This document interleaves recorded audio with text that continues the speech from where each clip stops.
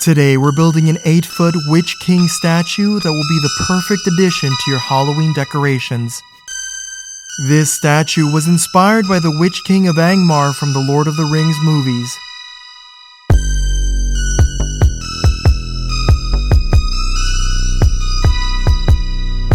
This graveyard statue is weatherproof and can remain outdoors year-round. So join me for this awesome tutorial.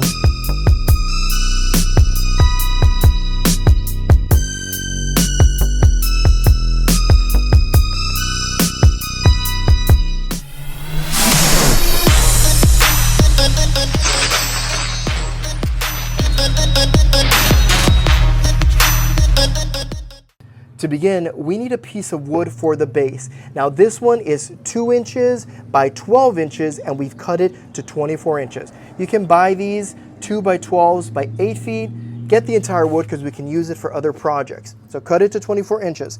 Next, we're going to get a floor flange and an adapter. Everything I use on my channel is listed in the description below, so there's no guessing as to where I get it from. We're going to screw it in really nice and tight, and we're going to get 1 inch or 1.5 inch screws. We're going to screw all of these in right here. This will be the foundation for our statue. Both of these sizes are 1.5 inches. So let's move on to the next step. I wanted to take a moment to share with y'all the newest children's book I've written. It's called Oliver and the Lost Flame, and it's a Halloween story based on a young pumpkin named Oliver and his quest to save his town after their enchanted flame was snuffed out, leaving the town of Pumpkin Patch in disarray and afraid. This book is rated for children 3 to 10 years old, and it's available on Amazon via paperback. The book is also available internationally and has been printed in English, Spanish, and French. So if anyone wants to support me or read it to their kiddos, go check it out. So to ensure that the base is really nice and tight on the wood, I'm going to use some washers.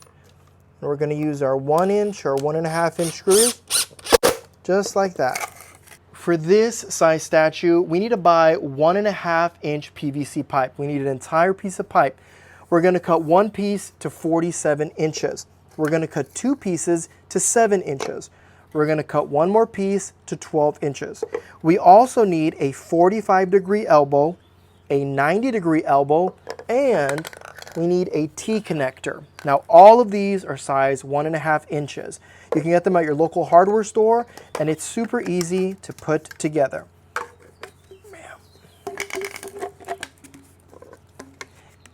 This is going to be for the arm support right here. You can make your arm support shorter, longer, or even turn it with different angles, but this is how we're going to do ours. So we're going to put this right here.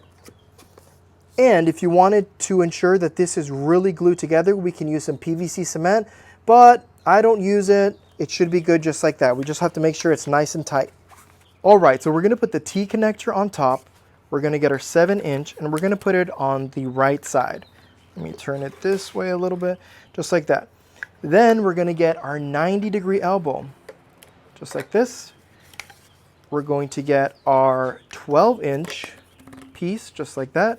And then our 45-degree, we're going to put it just like that with the last remaining 7. So why this shape? I'll tell you that in a second. Before we move to that, this section needs to be glued together with PVC cement.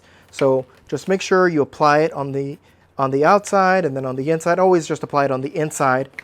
Push it in. Make sure you quickly put it in the angle you want because it'll be solidified in just a few seconds. So if you want it like that, make sure, bam, push it in, keep it there. We're going to do it all this arm, all this, so it's really solidified. So why are we doing it like this? I'm trying to get the shape of this. So I'm trying to get this shape, but you could go with different shapes. You can put the hands down or higher up. You would just need to adjust the angle. You have this opening right here that you could do the same thing to do a different angle, but like I said, for this prop, we're doing it just like that. All right, so a couple things. I haven't attached this yet because I just want to show you what I'm talking about. Right here, we have the angle of the arm. So before we solidify this with PVC cement, you could go lower or you could go higher and change the way it is. So I'm going to go something like this, something like that.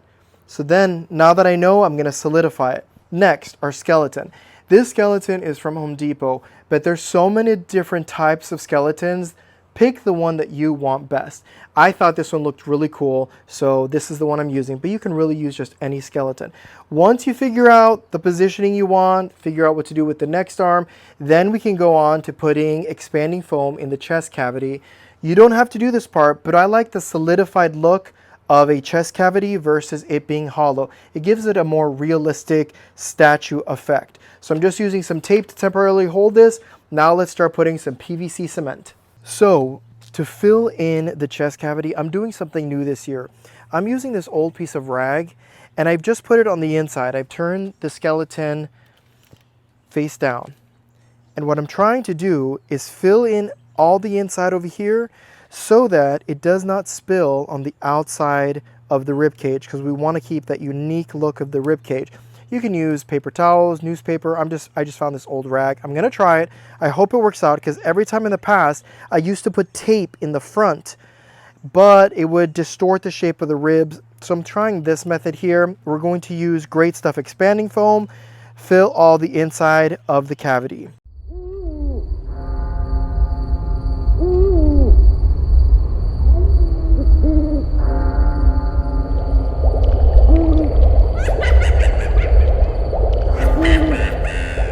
Alright, so look what we did here. We attached it with zip ties across the shoulders, the arms, the spine, and the hip area. And that way it's nice and secure and ready for Monster Mud. Alright, now that we've zip tied it, the next part is to put the Monster Mud and the cloth. I'm using a 6 foot by 9 foot canvas drop cloth. You can use a smaller one, and I say that because it does get very heavy. We're mixing everything together in a 5-gallon bucket, and once it gets saturated with all the material, it is very, very heavy. So I advise you to use a secondary person if you think it's a little bit too much for you to drape on top. So what we're gonna do is, once we mix it in our bucket, we're going to plop it on top. And that's when you quickly start adjusting it to where you need things to go. It's gonna wanna slip off, it's gonna be messy. Put down a tarp, do it outside. It's not gonna be a fun project to do because there's a lot of mess, but it'll look amazing once we're done. So I found a very helpful thing to do is to drill into the skeleton or the PVC when you find a position that you like. So oftentimes when you drape it on top, it just wants to slide back down and you're gonna be fighting with it. That's where the second person comes in, and it can greatly help you just holding it in place while you're screwing in a few screws just to keep it in place because it is heavy. Once you're done with it, let it dry for about 2 to 3 days, even longer if you can. Monster Mud takes a bit to dry because there's going to be so much paint and DryLok and joint compound. So give it a few days for it to dry or longer. So let's start. All right, so the Monster Mud recipe that we're using today consists of 1 5-gallon bucket. To mix it, you need 1 gallon of exterior latex paint. You need 1 gallon of DryLok and 24 pounds of joint compound. Now, that's a lot of mixture, but this is a big statue. So if it's shorter or you're making half of one, cut your measurements in half. I made an amazing tutorial on how to make 4 different recipes of Monster Mud. I'm gonna do a drop-down link, hopefully right up there. Click it, go see the 4 recipes, because there is a recipe that does not involve DryLok. Now, DryLok is a waterproofer, and I absolutely love it because it makes everything really solid and waterproof. So let's mix it all together. Once we've mixed it all together with our drill and mixer, then we can start dipping in the canvas drop cloth. And you make sure that you get every part of that drop cloth with this mixture. And then we put it on. So let's go.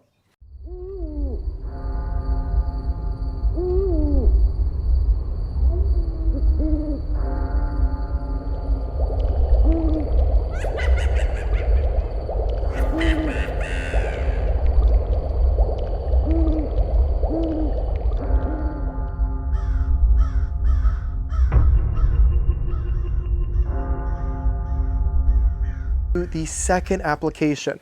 This is the smaller version, so I list all the sizes in the description below with the links.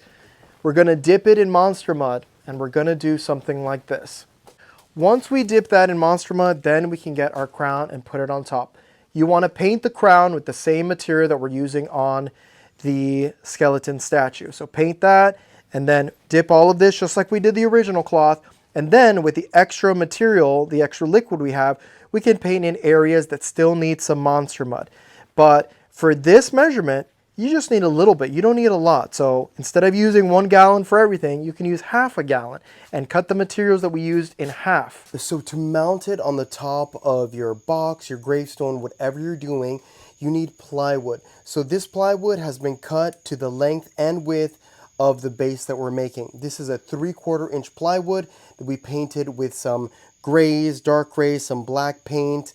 And then we used some 2.5 inch screws in various locations to screw through the wood into this plywood right over here. And then you can lift it up super simple with the second person, and that way it is stable, it is sturdy, it will not topple over.